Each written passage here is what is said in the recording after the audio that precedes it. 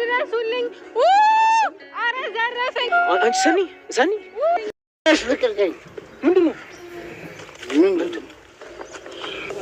የሚኖር ልጅ ስለሆነ ለልጃችን ኪሩቤል ልጃችሁን ጽናት እንድትሰጡን ነበር እንጠይቀው እና ልጃችንን እንዴት ተመኛት? ስነ ስርዓት ያላት መሆኗን ተገንዝቦ ጨዋነቷን ተመልክቶ ለህይወት ያጋር እንድትሆን ብሎ ለወደፊቱ አጫት። በመሆኑ ልጁ ምንድነው? እናመሰግናለን። ናሆሜ ቅዱሴ ሂዶ ቢተከብራሽ እና ኪራ እንድገንበይዋ። አረ ይሻላል። አዎ ደግሞ በጣም አምሮብሻል። ኪራ ላከልኝና አይተኸዋል አይደል? እውነት በጣም ያምራል። ምርጫ ይችላል። እና ለዛ እኮ ነው እኔን የመረጠኝ። ማንን ለማስቀናት ነው? እኔም እኮ አገባለሁ።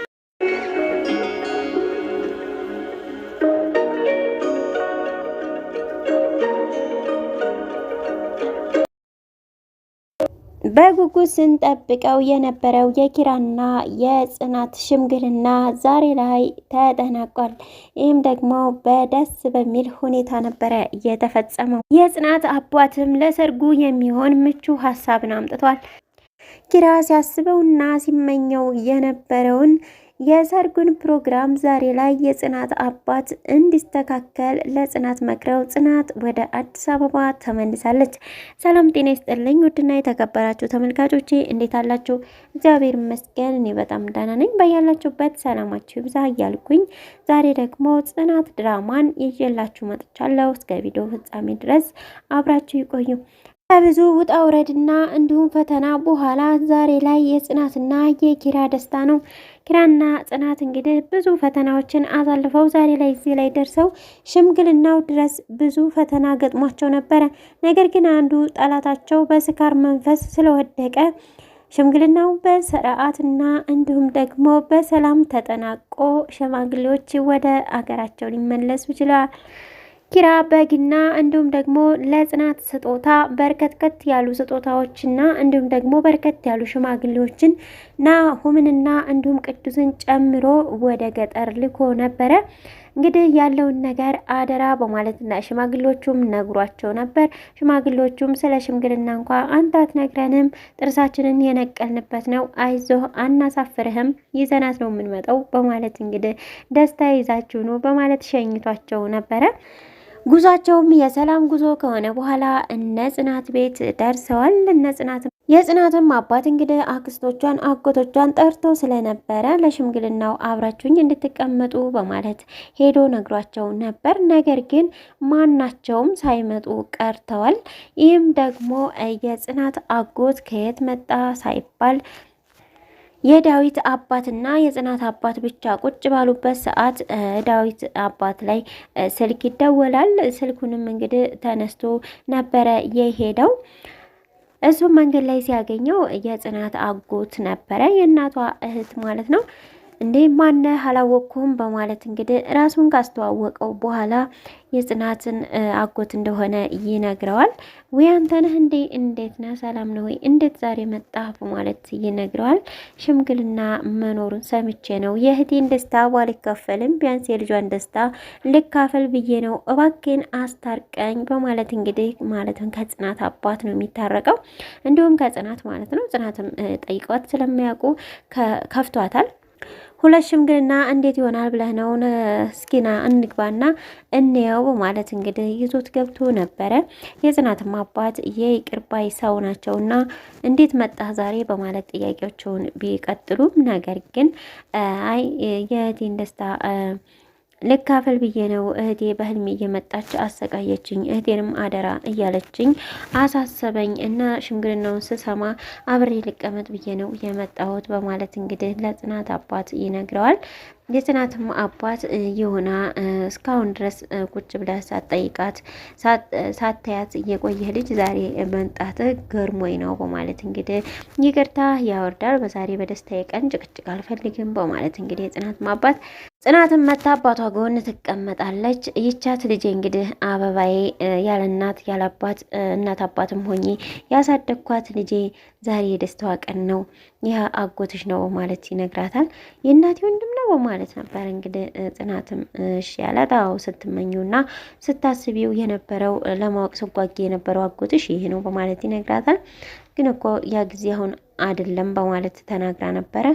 የዳዊት አባትም እንደዛ አይደለም ታይ እንጂ ልጄ በዛሬው ቀን መጥፎ ቃላት ትናገሪ በማለት እሺ ብላ እንግዲህ ሽማግሌዎቹ ሲመጡ ደበቅ ብላ እያዳመጠች ነበረ። ሽማግሌዎቹም እንግዲህ በመጡ ሰዓት የመጣንበትን ሳንነግር አንቀመጥም በማለት ልጃችሁን ለልጃችን በማለት ጠይቀው ነበረ። ልጃችሁ ምን አለው? ስራው ምንድን ነው? ልጃችን እንደተወደዳችኋት በማለትም ጥያቄ ቀርቦላቸው ነበረ። ጥያቄውንም በስርዓቱ ከመለሱ በኋላ ተቀብለናል ቁጭ በሉ ከተባሉ በኋላ በደስታ እየዘለለች ነበረ ጽናት። ምክንያቱም አጎቷ አሁን ድንገት ስለመጣ በቃ እንዳይበላሽባት እጅግ በጣም ስትጨነቅበት የቆየችው ሽምግልና ስለነበረ ያን በዛብህ እስተማገድ ድረስ የደረሰችበት ነበር። በነገራችን ላይ ቤት እያሉ በዛብህ ሰክሮ ነበር የመጣው። ያችን ኮረዳን የውጭ በላት እያለ እንግዲህ ዳዊትን እየተናገረ ነበረ። ቅዱስና ናሁምም አይተውታል ሰውየውን ማለት ነው።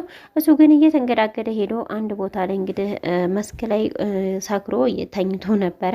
በዚህ መሀል እንግዲህ ምናልባትም እግዚአብሔር ሲረዳን ነው ጽናትና ኪራ እጅግ በጣም እያሰቡ ነበረ። ከኪራም በላይ ደግሞ ጽናት በጣም በቃ እየተጨነቀች ነበረ። የሽምግልና እስከሚያልቅ ድረስ እጅግ በጣም ተጨንቅ ያለው እያለችም ለዳዊት እየነገረችው ነበረ። ዛሬ ላይ ግን በሰላም መጠናቀቁ እጅግ በጣም እሷንም እኛንም ደስ ብሎናል። እኔና የሚያገታት ልጅ እንግዲህ ና ወደ ጽናት ቤት እንሄድ ማለትም ነኪራ ቤት እንሄድ ብትለውም እንዴት ብዬ ነው ነኪራ ቤት የሚሄደው በማለት እንግዲህ እሱ ሸኝታይ ትመለሳለ በማለት ይዛው ሄዳ ነበረ። እንግዲህ ግማሽ በሩ ላይ ሲደርስ አልሄድም በማለት ነበረ የተናገራት። እሷም ሰው ያለ እያለች እንግዲህ ስታስመስል ነበር። ከኋላም ሆና እየገፋችው ነበር፣ ከፊትም ሆና እየጎተተችው ነበረ። ያው በግድ ግን ቤት አስገብተዋለች። ቤትም እንደገባች እንግዲህ ቲና ነበረች የተቀበለችው። አንተ እኮ መንጣክን ሰኒ ብትነግረኝ ኖሮ ቆንጆ ምግብ ሰርቼ ጠብቄ ነበር ምናምን እያለች እንግዲህ በፈገግታ ተቀብለዋለች።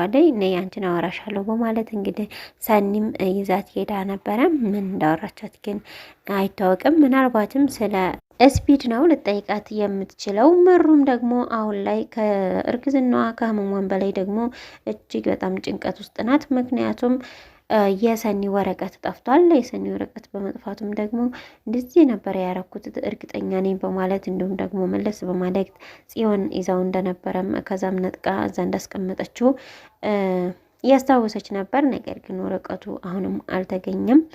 እንዲሁም በጣም ስለከፋትና ስለደበራት እና አሁን ከሽምግልናው ጋር መጥቶ ራሱ ተኝተው ፊትሽን ለምን አዞርሽ፣ እንዲሁም ደግሞ ስለ ሽምግልናው እኮ አልጠየቅሽኝም እያላት ነበረ። ጽናት እንዴት ናት በማለት ነበር የጠየቀችው።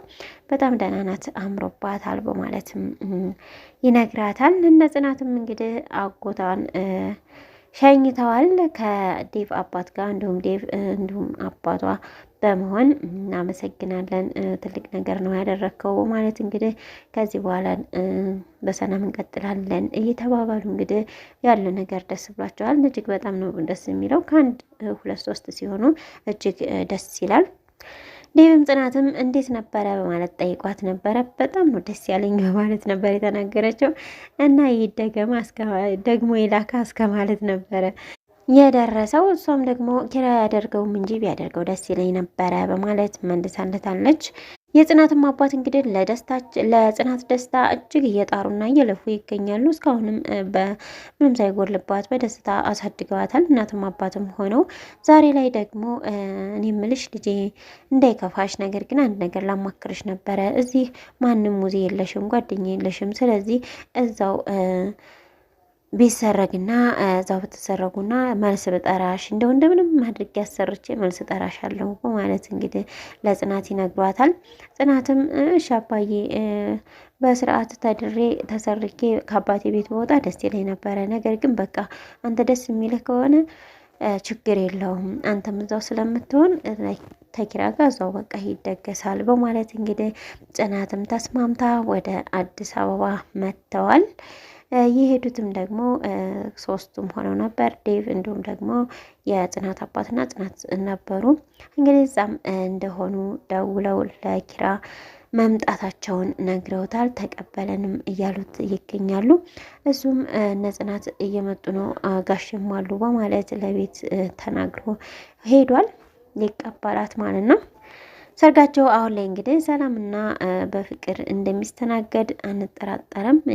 ምክንያቱም እዚህ አሁን ማንም ተቀናቃኝ ስለሌላቸው ምናልባት ያቺ የመጣችው እና ምናልባት ደግሞ የቤቲ ነገር ካልተቋጨ ምናልባትም በሰርጉ ቀን የሚፈጠር ነገር አይጠፋም በሚል ነው ሶሲም ስለምታፈቅረው። በሌላ በኩል ግን የጽናትም ጓደኞች እንዲሁም ደግሞ የኪራም ጓደኞች ለሰርጉ እጅግ እየጣሩና እየተዘጋጁ ነው የሚገኙት። ሰርጉ ደግሞ በሰላም እንደሚፈጸም ተስፋ እናደርጋለን። እስካሁን አብራችሁ ስለቆያችሁ እጅግ በጣም አመሰግናለሁኝ። ለቻናል አዲስ ከሆናችሁ ሰብስክራይብ፣ ላይክ፣ ሼር እያደረጋችሁ ማበረታታችሁን አትርሱ። ቪዲዮውን ላይክ በማድረግ ጀምሩ። ሰላም ለሀገራችን፣ ሰላም ለሕዝባችን።